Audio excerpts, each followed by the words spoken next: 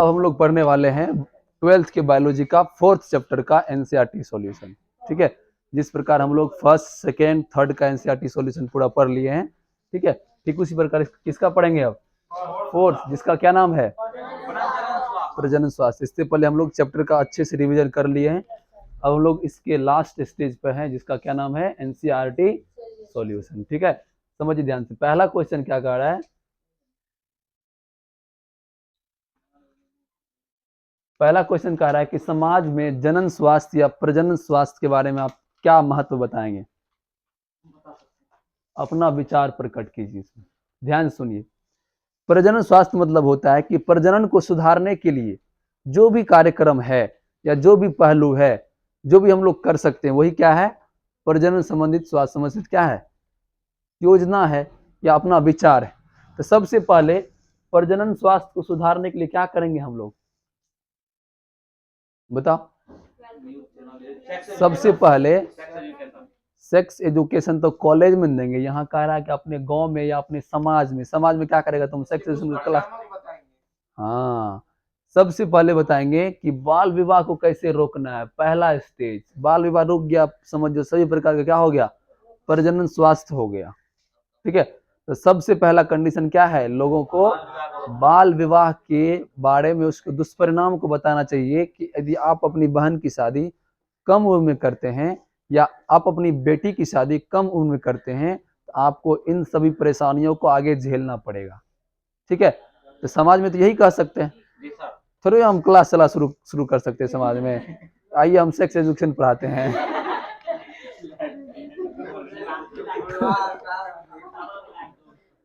ठीक है,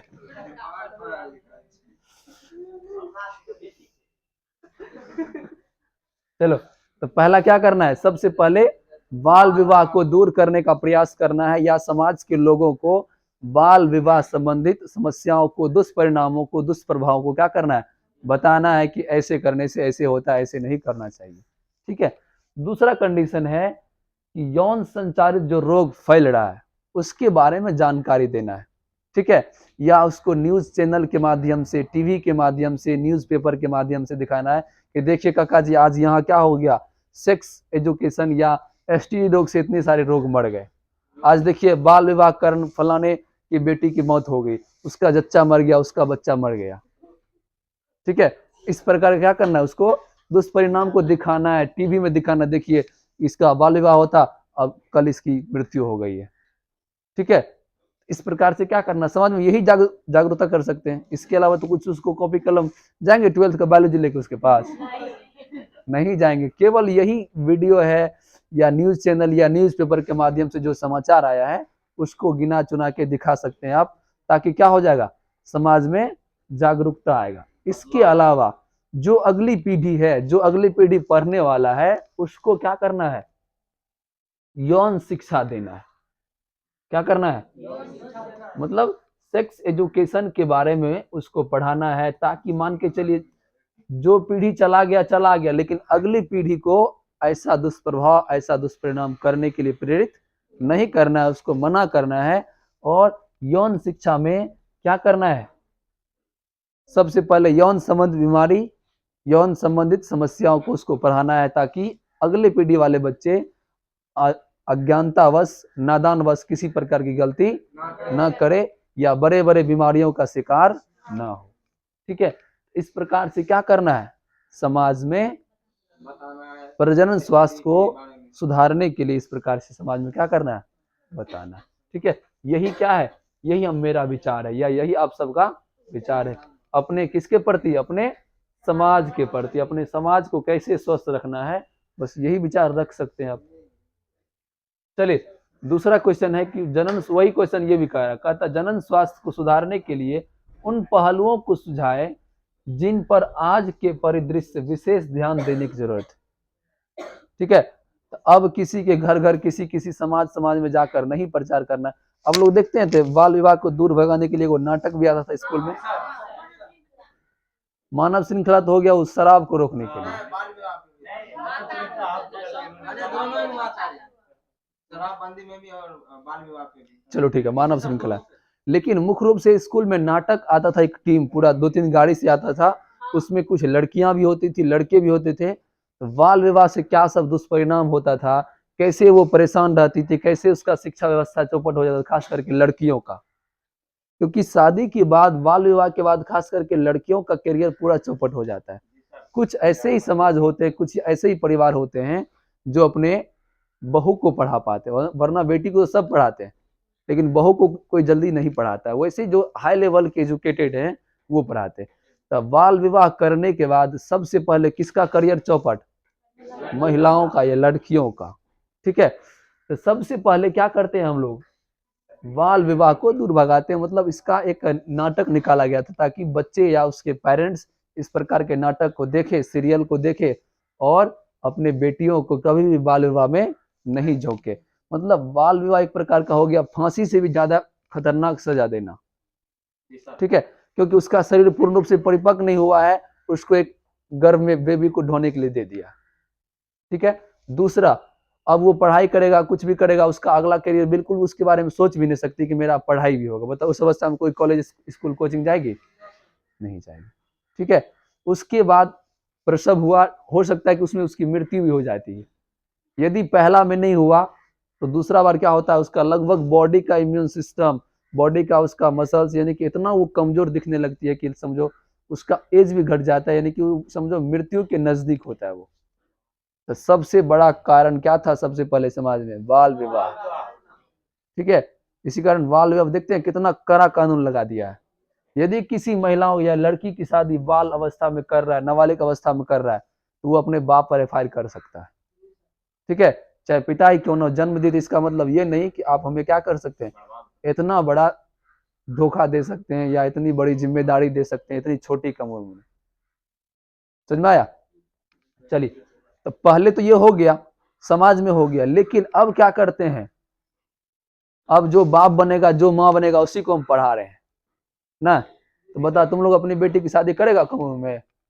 करेगा तुम लोग बेटी की शादी कम उम्र में? बिल्कुल भी नहीं करेगा। ठीक है, तो जो बाप बनेगा, जो माँ बनेगा, उसी को जब शिक्षा मिल गया, कौन शिक्षा? यौन शिक्षा। तो अब वो गलती से भी अपनी बेटी या बेटा का शादी कम उम्र में नहीं करेगा। तो अब ये क्या कह रहा है, आज के समय में किसी को घर घर समझाने की आवश्यकता नहीं है। उसको बुला के यहाँ पढ़वा देंगे, बस हो गया, उसका काम खत्म। कभी भी अपने माइंड में कभी भी नहीं सोचेगा कि अपनी बेटी की शादी क्या करेंगे, कम उम्र में कर देंगे। या तुम लोग यदि इस चैप्टर को पढ़ लिया तो क्या तुम लोग गलती करेगा, एसटीडी का शिकार होगा? बिल्कुल भी नहीं शिकार होगा। यदि इस प्रकार का मन भी बनेगा तो बहुत सारा प्रोटेक्शन बता दिया आप लोग। ठीक है, हंस रहा है, बता दिया कि नहीं बता दिया?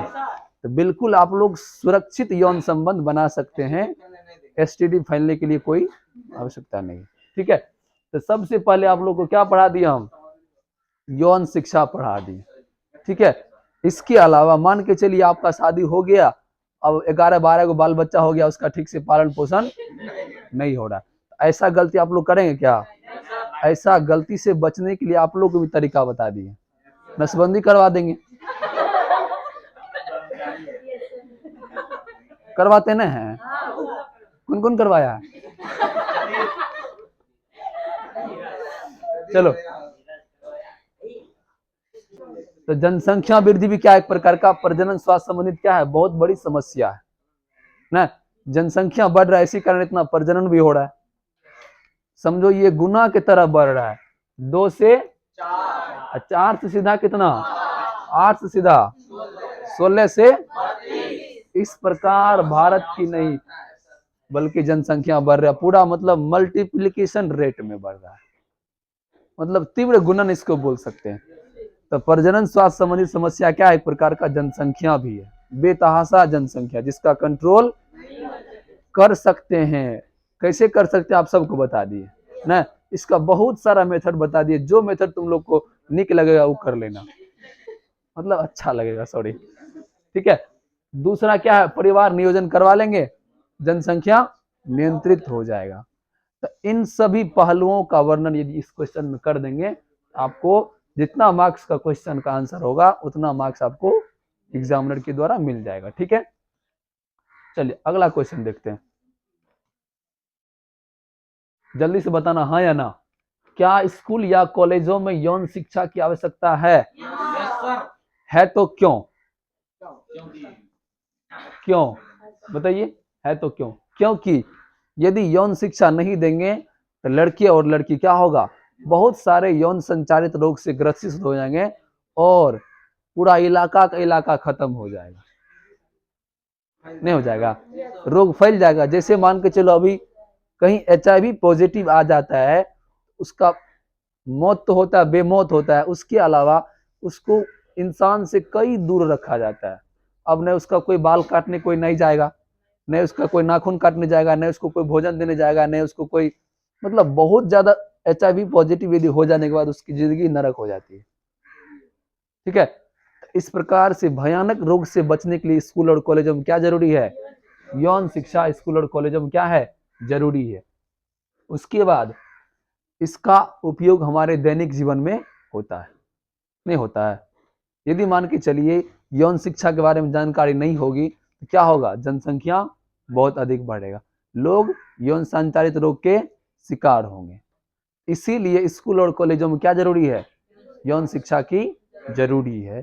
क्यों क्यों जरूरी बताओ? अभी जो दो कारण बताए, इन्हीं दो कारणों के कारण क्या है, हमारे स्कूल और कॉलेजों में क्या जरूरी है? यौन शिक्षा की जरूरी है।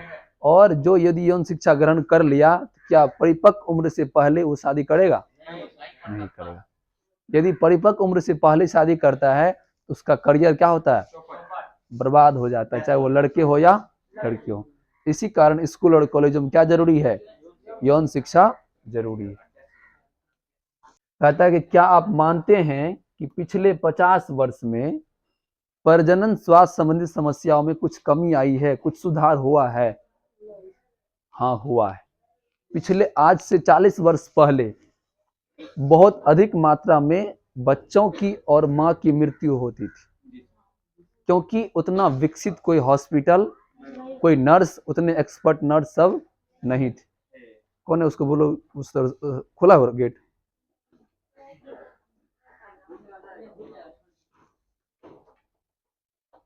चलो समझो, तो पिछले 40 या 50 वर्षों से और अब का जो व्यवस्था है वो क्या है, उसमें कुछ सुधार हुआ है, यानी कि प्रजनन स्वास्थ्य में कुछ सुधार हुआ है।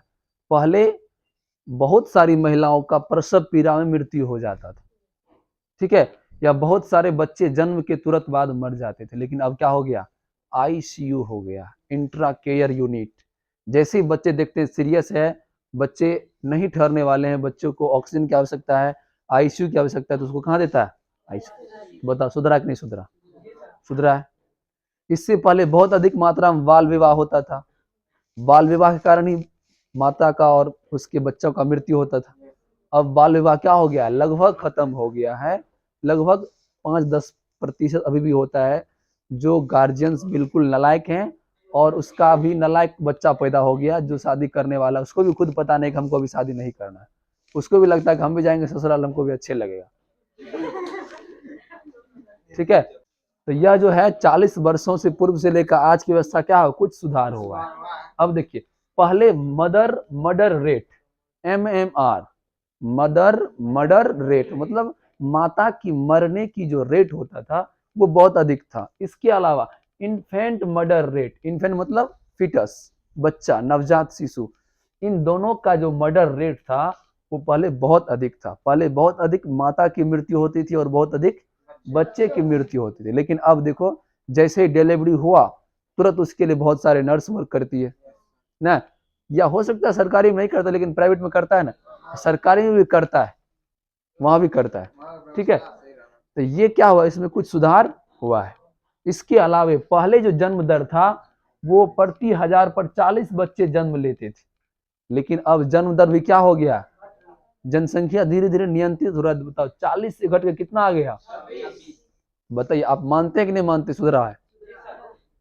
प्रति 1000 पर 40 बच्चा जन्म लेता था, अब प्रति 1000 पर कितना बच्चा जन्म लेगा? 1000 इंसान में प्रत्येक 40 बच्चा का मतलब नए साल में, सॉरी नए मंथ में जन्म होता था।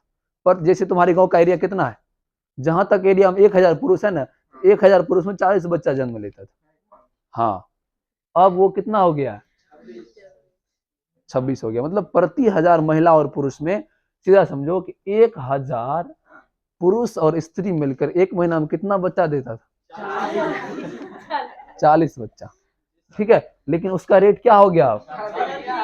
क्योंकि सबको पता है कि जनसंख्या का दुष्परिणाम क्या है, बढ़ती जनसंख्या का दुष्परिणाम क्या है, और जनसंख्या बढ़ेगा तो आगे सरकार की भी कार्यनीति, इसका भी प्रोजेक्ट बदल रहा है। ठीक है, तो इन सभी को ध्यान में रखते हुए अब क्या हुआ, जनसंख्या नियंत्रित हो रहा है। अब बताओ आज से 40 साल बाद क्या होगा, और ज्यादा नियंत्रित हो जाएगा, कहेगा हम दो हम अकेले।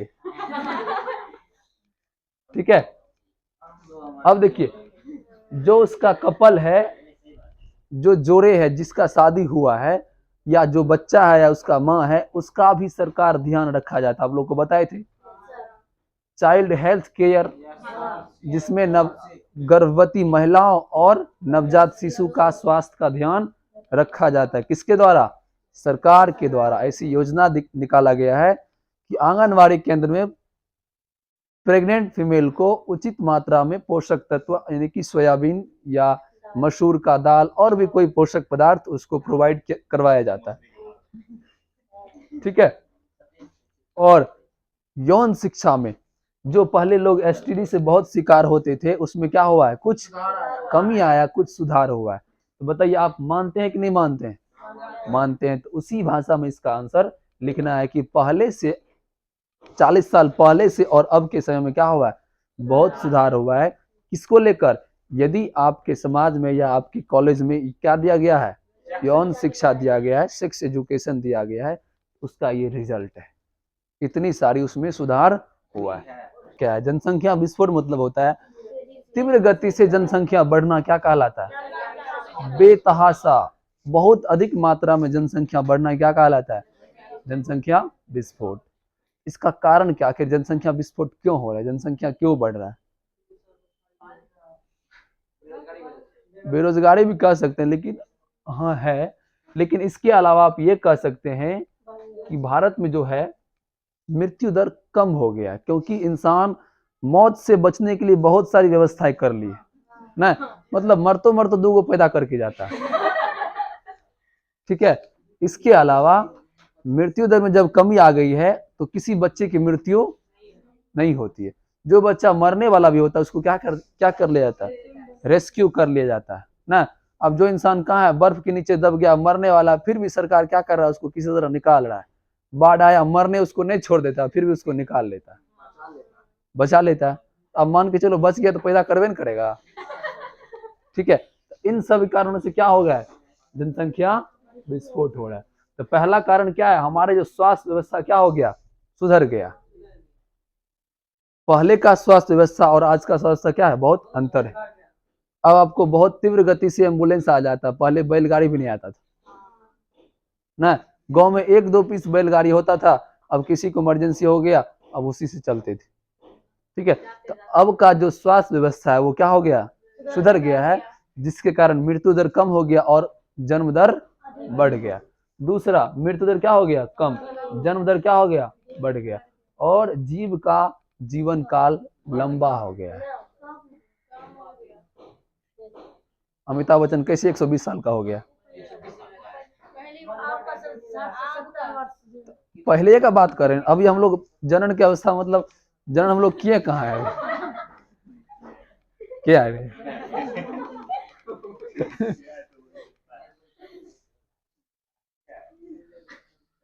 उसके बाद डर गया भाई।